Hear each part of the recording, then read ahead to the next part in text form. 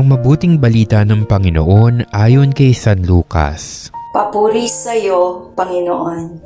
Noong panahong iyon, sinabi ni Jesus sa kanyang mga alagad, "Ang anak ng tao ay dapat magtiis ng maraming hirap. Itatakwil siya ng matatanda ng bayan, ng mga punong saserdote, at ng mga iskriba. Ipapapatay nila siya, ngunit sa ikatlong araw ay muling mabubuhay."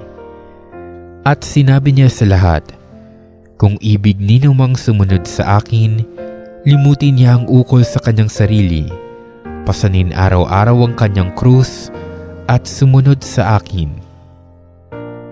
Ang naghahangad magligtas ng kanyang buhay ay siyang mawawalan nito. Ngunit ang mag-alay ng kanyang buhay alang-alang sa akin ay siyang magkakamit noon. Ano nga ang mapapala ng tao? Makamtan man niya ang buong sanlibutan kung ang katumbas naman nito'y ang kanyang buhay. Ano nga ang mapapala niya kung siya'y mapapahamak? Ang mabuting balita ng Panginoon. Pinupuri ka namin, Panginoong Heso Kristo.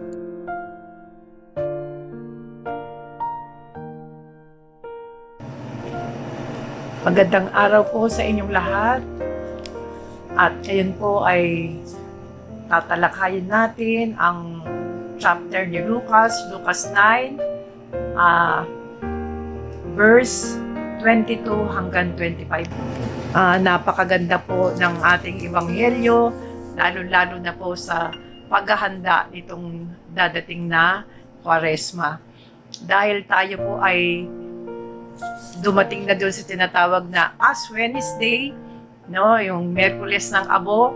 So, pinaghahanda po ang bawat isa na tayo po ay magsisi at magbalik loob sa ating Panginoon. Tanda ng pagpapahid ng abo sa noo, tanda din po na dapat paghandaan natin ang tinatawag na Holy Week o tinatawag na paghingi ng patawad o pagsisisi o pagbabalik loob sa ating Panginoon. Binanggit po doon sa mga unang verses, sabi, ang anak ng tao ay dapat magbata ng maraming hirap. Sa totoo lang, ang buhay ng ating Panginoon ay dumaan na siya talaga ng mga pagsubok at paghihirap, no? Hindi, kumbaga, bagamat siya'y Diyos, pinilit niyang tanggapin ang lahat ng mga nangyayari sa kanyang buhay. Kaya nga, hindi manasabi nating naging maganda ang takbo ng ating buhay ng ating Panginoon dahil parang yan din ang nangyayari sa buhay natin. Minsan, maraming tayong reklamo dahil nga doon sa mga maraming hirap na dinaranas natin. No? Doon sa unang bahagi, sinabi, ang ating Panginoon ay magbabata, at siya ay dadaan sa maraming paghihirap. Itatakwil din daw siya ng matatanda ng bayan, mga punong saserdote at mga eskriba. Di ba nga hindi nga ho kinilala ang ating Panginoon sa kanyang lugar? Bagamat ang dami ng ginawang himala, ang dami niya ng ginawang milagro, pero hindi pa rin siya pinaniniwalaan ng ating Panginoon. Yung mga matataas na tao ng panahon ni Kristo, sila pa yung nagbubuyo para hanapan ng butas. Parang sa panahon din natin ngayon, kahit na anong ganda ng ipinapakita natin sa ating kapwa, kapag nakagawa ka lang ng maliit na bagay o hindi magandang bagay na ipinakita mo sa kanila, hahanapan na nila ng malaking butas, no? Yung, kumbaga, hindi ka na rin nila iintindihin, no? Sabi nga, no, itatakwil siya ng matatanda ng bayan, mga punong saserdote at mga iskriba. Itong mga punong saserdote at mga iskriba ito nga yung mga naghahanap ng butas sa ating Panginoon eh. Ayaw siyang paniwalaan sa kabila ng mga mabubuting ipinapakita ng ating Panginoon. Doon sa ikatlong bahagi, sabi, ipapapatay siya, ngunit sa ikatlong araw, muling nabubuhay. Kasaysayan na po yan ni Kristo na siya ay magbabata ng hirap, magsasakripisyo, papatayin. Ngunit sa ikatlong araw, muli siyang mabubuhay. Yung pagkabuhay na yan, Yan po ang nagbigay sa atin ng pag-asa na ang Panginoon sa kabila ng naging sakripisyo niya at hirap, yung pag-asa ng muli niyang pagkabuhay, doon tayo binigyan ng katatagan, no? Yung katagumpayan ng ating buhay. Kaya sabi nga, lahat ng bagay na dadating sa atin, malalampasan natin, no? At sinabi niya sa lahat, ito yung pang-apat na bahagi, no? At sinabi niya sa lahat, kung ibig din naman sumunod sa akin, limutin niya ukol sa kanyang sarili, pasalin araw-araw ang kanyang krus at sumunod sa akin. Marami nagsasabi na kapag nasa Panginoon ka, napakaganda ng iyong buhay. Maganda ang kapaligiran mo. Pero kabaliktaran po ito. Sabi nga, kung gusto raw natin sumunod sa ating Panginoon, pasanin natin ang krus, no? Nakaramihan sa atin ay ayaw ng krus. Limutin daw natin ang ating sarili at sumunod sa Kanya. Ito nga minsan ang mga pananaw ng mga tao puro lang gusto natin kasi sarap. Pero pag nai-encounter na natin yung hirap, yung sakripisyo, parang ayaw na natin. Pero sa buhay natin, sa paikot-ikot ng buhay Kristiyano natin, di ba? Minsan nasa taas tayo, minsan bumababa tayo, nasa ilalim. Kung nasa taas tayo, wala tayong problema. Pero once na nasa baba tayo, ito yung nadidepress na tayo, nang nawawala na tayo ng pag-asa, yung kumbaga, ano na tayo, parang nawawala na tayo sa ating sarili. Pero sabi nga, ang nagkakamit daw nito or ang nagtataglay nitong kahirapan na to, sa kabila noon ay mapapagtagumpayan natin. Basta, sumunod lamang tayo lagi sa ating Panginoon at limutin natin ang ating sarili. Sabi nga, araw-araw nagdadanas tayo ng sakripisyo, araw-araw ay parati tayo nakaka-encounter ng mga problema. Ito yung mga sinasabi nating krus. Pag ayaw mo ng krus, hindi mo mararating yung buhay na inaasam natin. Kasi ang krus ay pagsubok ng buhay natin. Katulad ni Kristo, napagtagumpayan niya ang pagkapako at paghihirap sa krus. Pero sabi nga, sa ikatlong araw, muli siyang nabuhay. Ito yung katagumpayan ng dadala natin ng krus. Lagi tayong nakasunod sa ating Panginoon kasi ang mentalidad natin palagi, merong Kristong napako sa krus, namatay, ngunit muling nabuhay. Yung pagkabuhay na ito yung nagbibigay sa atin palagi ng pag-asa. Yung pagkabuhay na ito yung struggle natin palagi sa buhay na, sa kabila nito, mapapagtagumpayan ko pa rin ang buhay ng kahirapan. At alam kong meron akong Diyos na tinitignan, na siya'y nabuhay na magmuli sa ikatlong araw sa kabila ng pagpapasan, paghihirap at pagkamatay sa krus, no? Pero pa rito, sabi nga, ang naghahangad na maligtas ng kanyang buhay ay siyang mawawalan nito. Ngunit ang mag-aalay ng buhay alang-alang sa akin ay siyang magkakamit noon. Marami kasi sa ating mga tao na ang iniisip ay sarili lamang. Yung kailangan makontento na lang ako lagi sa sarili ko. Pero kapag dumadating na yung mga pagsubok, parang ayaw nila. Pero sabi nga, kapag ikaw raw ay nag-aalay ng iyong buhay alang-alang sa ating Panginoon, magkakamit tayo noon, nung buhay na yun. Paano ba natin masasabing ang siyang nawawala nito, ngunit mag-aalay? Halimbawa, yung tumulong ka sa iyong kapwa, di ba? Nawawala ang nito. Pero pag inisip mo yung positive side, yung mga bagay-bagay na ibinibigay mo, muling ibinabalik sa iyo. Kasi iniisip mo, kailangan gumawa ka ng mabuti, no? Sa buhay natin, kailangan yung paggawa ng mabuti, alang-alang sa ating Panginoon, ay siyang bumabalik sa atin. Makakamit daw natin muli ang mga bagay na ito. Kasi sabi nga, pag tumulong ka, pag nagbigay ka, babalik sa iyo.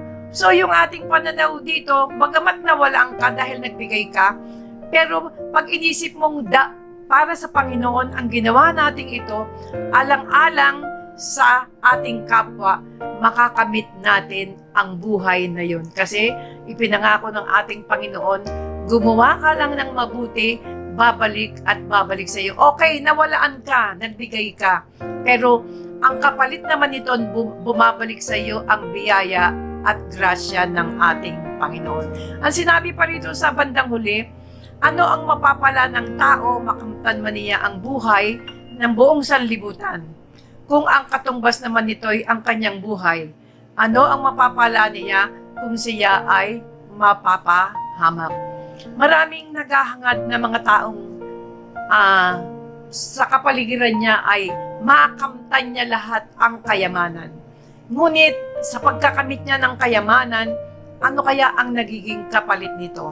Marami yung pumapasok sa mga bagay-bagay na nakakagawa na ng mali, nakakagawa na ng kasalanan. Makamit mo man daw lahat ng bagay na yan, hindi ka pa rin masasatisfy dahil wala ka sa Panginoon. At kung wala ka sa Panginoon, kapahamakan ng iyong kaluluwa ang hahantungan mo. Sabi nga, makamit mo man lahat ng bagay nasa sayo na, ngunit kung wala sa iyo ang ating Panginoon, ang tanong, ano ang lagay ng ating kaluluwa? Ano ang lagay ng ating espiritu? So sa buhay natin, ano ang mapapala natin kung tayo ay hiwalay sa ating Panginoon? Minsan nga, sabi natin, ayaw natin ng krus. Mahirap ang krus, mabigat ang krus. Ayaw natin ng mga problema, ayaw natin ng mga pagsubok. Pero nga sa sirkulasyon ng ating buhay, araw-araw umiikot ang ating buhay, pag nadala natin ang krus na buo sa ating kalooban, na magaang sa ating kalooban, napapansin natin na nakakalimutan din natin ang lahat ng yan. O lumalampas din ang lahat ng problemang yan. Lahat tayo nakakaranas ng pagpapasan ng krus. Walang exempted. Lahat tayo pumapasan ng krus araw-araw. Pero sa pagpapasan natin ng krus, pag iniisip natin lagi si Kristo na napako sa krus, naiibsan yung ating pagkabagabag, naiibsan yung ating pagka-down failure natin sa ating isip o yung pagkawalaan natin ng pag-asa.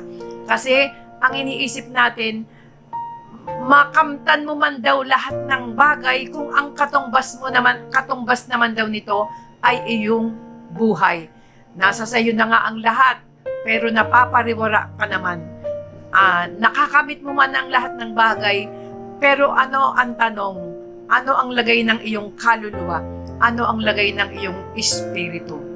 Sana po sa pagninilay natin ng ebanghelyong ito, dahil tayo po ay pumapasok sa panahon ng Kwaresma, ipinapaalala sa atin lagi na hindi madali ang magpasan ng krus.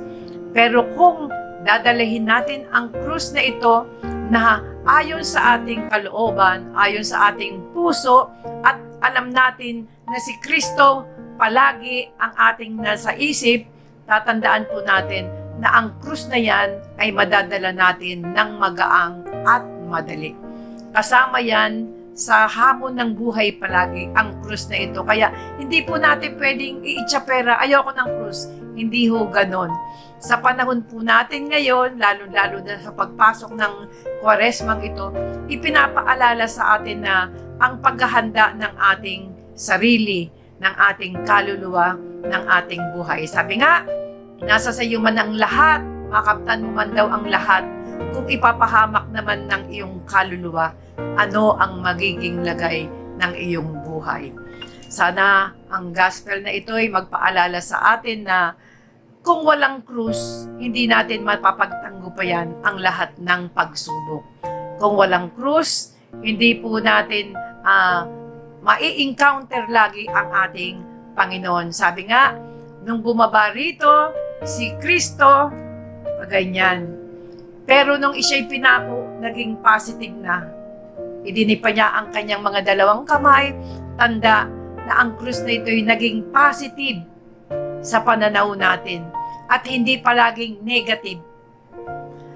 Sana ang ebanghelyong ito'y magpukaw sa atin na sa araw-araw nating buhay, lagi tayong may pasan na krus.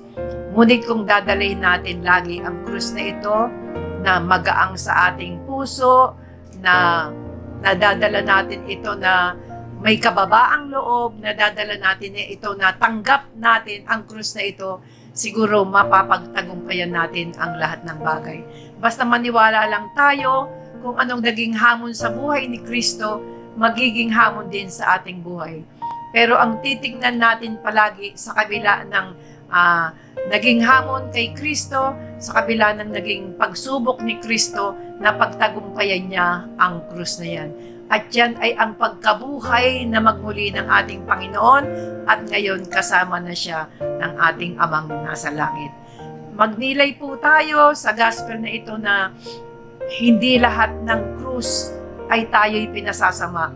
Magnilay tayo na ang krus na ito'y nagiging positive sa pananaw natin sa ating buhay espiritual.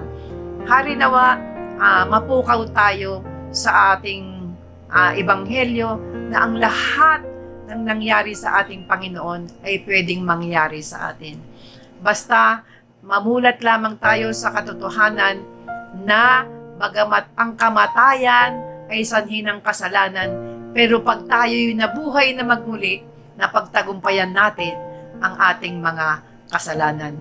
Lagi natin tatandaan na meron tayong Kristo na lagi nating sinusundan, na meron tayong Kristong naging survivor sa krus. At sana tayo rin, parati nating iisipin, survivor din tayo sa lahat ng pagsubok ng ating buhay dahil ang tinitingnan natin lagi ang ating Panginoon. Magandang araw po sa inyong lahat.